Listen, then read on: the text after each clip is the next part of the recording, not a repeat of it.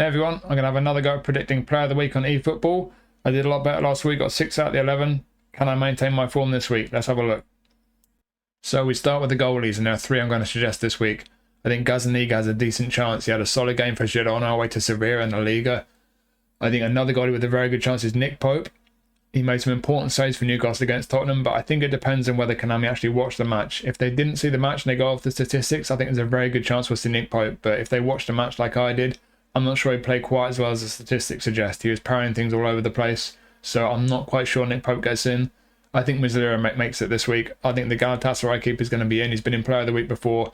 Galatasaray spanked Adana at 5-1 away from home. It looks like it's one-sided, but Muslera did have to play well, and he also saved a penalty, so I think Muslera this week could well be our goalkeeper.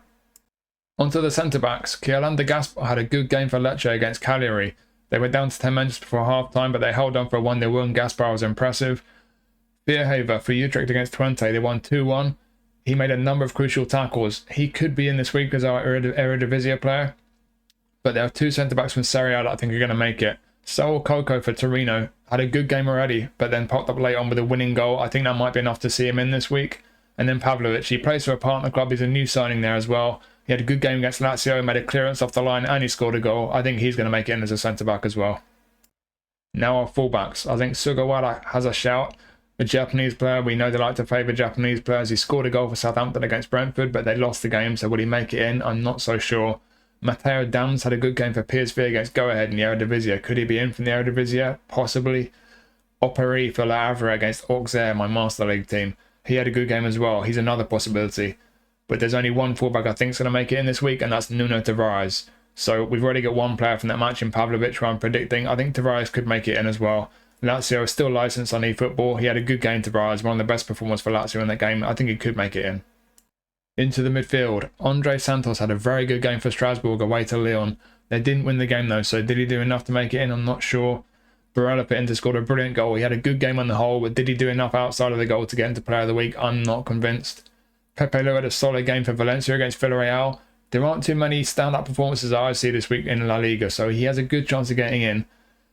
Arslan could be a wildcard from Sanfrecce Hiroshima. He's been really good for them since he arrived. He scored a hat-trick from midfield against FC Tokyo. I'm not sure they'll put a J-League player in since they've started doing the Showtime packs and monetizing those, but he could be a wildcard. 2 midfielders I do think will make it in though. Robin Gosens had a good game for Fiorentina against Monza. He was up and down the left flank all over the pitch, and he scored a header to equalise late on. So I think he could well be in this week. And I think Pedro Gonçalves, we could see a card from Portugal. Sporting versus Porto was a big game. He had a good performance. I think we could see him in as an attacking midfielder this week. We've got a bunch of wide forwards I'm going to suggest this week. And Mbeumo scored twice for Brentford against Southampton. He was excellent. Did he do enough to make it in? Possibly. Tadic likewise scored twice. That was for Fenerbahce against Alanyaspor. Was it a big enough match for him to make it in? I'm not so sure. Van Bommel likewise for AZ against Waalwijk in the Eredivisie. Was that a big enough match? He scored twice and played well, but I don't think he's going to do enough to make it in. Mo Salah certainly did enough. He was excellent for Liverpool away to Man U in a very big match in the Premier League, but they've just had him in player of the week. Are they going to put him in again? I don't think so personally. Aktoglu was really good for Galatasaray when they thrashed Adana Demirspor, but I've already predicted Muslera is going to be in goal, so I don't think they'll put 2 players in from the same team. Dyson Maeda for Celtic against Rangers. He got a goal and an assist in the Old Firm. Japanese player. I have a feeling they could sneak him in this week. He could be our 4-star this week. And then one more wide forward who I do think is going to make it in. Rafinha for Barcelona. Scored a hat-trick. He was brilliant. I thought he deserved to be in last week, but this week I think is going to be the week he makes it in. Erling Haaland cannot stop scoring, but he's just been in player of the week. Will I put him in again? I don't think so. Nicolaescu scored twice for Heerenveen, apparently played really well against NAC Breda, but I don't think that was a big enough match for him to make it in. Likewise in Liga, and Gesson scored twice for Nice against Angers, but I'm not sure it'll be quite enough to get him into player of the week this week. Piatek scored a hat-trick for Başakşehir against Antalyaspor, and that was as a substitute as well. They like a super sub in player of the week. Could he make it in? I think he's got a very good chance. But I think from Liga and a striker who will make it in as a super sub is Gift Orban. He came off the bench and scored twice for Lyon against Strasbourg and helped them to win 4-3. I think he could make it in this week. Marcus Thuram, he deserved to be in a couple of weeks ago, I thought, but I think this week he will make it. Inter destroyed Atalanta, and he was their star man. I think we're going to see Thuram in player of the week this week. And I think to round it off, it's going to be Kylian Mbappe. We've seen him 1,000 times in player of the week, but this could be his first Real Madrid player of the week card. Scored his first goal in the Liga. First goals in the Liga, I should say. He scored twice. I think they're going to put him in. It's going to be a moneymaker for them. I think we're going to see Mbappe as a Real Madrid player in Player of the Week for the first time. So there is my prediction for Player of the Week this week. I think the 3 attacking players to the left there, Mbappe, Rafinha, Thuram, I think all 3 of those are almost certain to be in this week. And I think if they are, they'll be the best 3 cards in the pack. The rest of the pack, I don't anticipate them being particularly great. Hopefully they'll do good versions of the players. You never know, my predictions could be miles off, but Pavlovic I think has a good shout of being in. It could be an interesting centre-back card. He's a big physical guy. Nuno Tavares could be a decent left-back. I think he could be one of those ones with pace but not a lot of technical ability. Pedro Gonçalves for Sporting could be an interesting card. There's been 1 or 2 decent versions of him. It could be a nice card if they include him as an attacking midfielder. Muslera, I'm not sure he'll be a 5-star. He might be another 4-star card, but he's been a fun keeper, and certainly for the Turkish League Challenge, if they include him, it could be a decent card to pick up and keep hold of when that Turkish League Challenge hopefully pops up again. Sol Coco, again, not sure how good he would be, but he had a good performance. I think he could be in as a centre-back.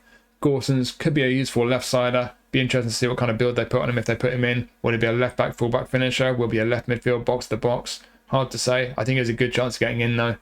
Gift Orban could be a fun super sub-striker. I imagine he'll be a goal poacher.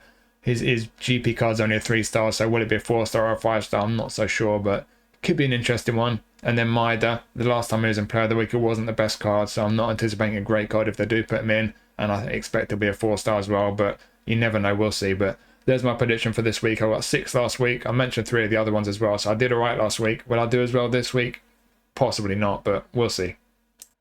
And as a bonus again, my goal of the week. I almost went for Yuya Osako, scored a really good team goal for Vissel Kobe in the J-League, but I'm going for Barella for Inter. The ball came down edge of the box and he thumped the first time volley on his left foot across the goalkeeper. It was a really, really good strike. I'll put a link on the screen, so if you've not checked it out, do check it out. It's worth watching. Great goal, my goal of the week. And my match of the week, you will not be surprised to hear it's from the J-League. Match of Zelvia versus Urawa Reds was a decent game on the whole, but it was all about the finale. Towards the end, it went pure J-League. It was 1-1. Urawa brought on some subs, and Thiago Santana scored a really good header to make it 2-1 in about the 87th minute, I think it was.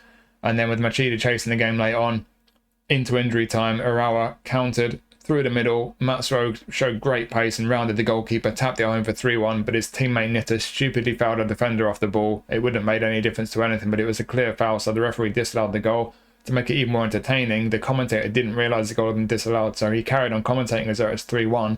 And then right at the end, Machida cleared it downfield. And with the very last kick of the game, they equalised. Cue jubilant celebrations and utter confusion from the commentator who thought that it was just a consolation. He didn't realise why they were celebrating so wildly. And then he realised after about a minute of silence that it was actually 2-2. So some comedy from the commentator and a really dramatic finale. And that was my game of the week. I'll put a link on the screen if you want to check out the highlights because it was a good one. So there you go. Hope you've enjoyed this video. Hopefully I will do as well with my predictions as I did last week, but I doubt it. It will be the final Player of the Week of eFootball 24. Then we're getting our big update in mid-September. They still haven't given us an exact date. Maybe they'll give us the exact release date this Thursday. Maybe they'll give us some kind of news. We'll see. But I'll be seeing you for that. And I'm planning to do 1, maybe 2 streams during the week of some Master League again on PES 18. So hopefully I'll see you guys for that. But yeah, hope you've enjoyed this video. Cheers for watching as always. Take care of yourselves. And I'll see you soon.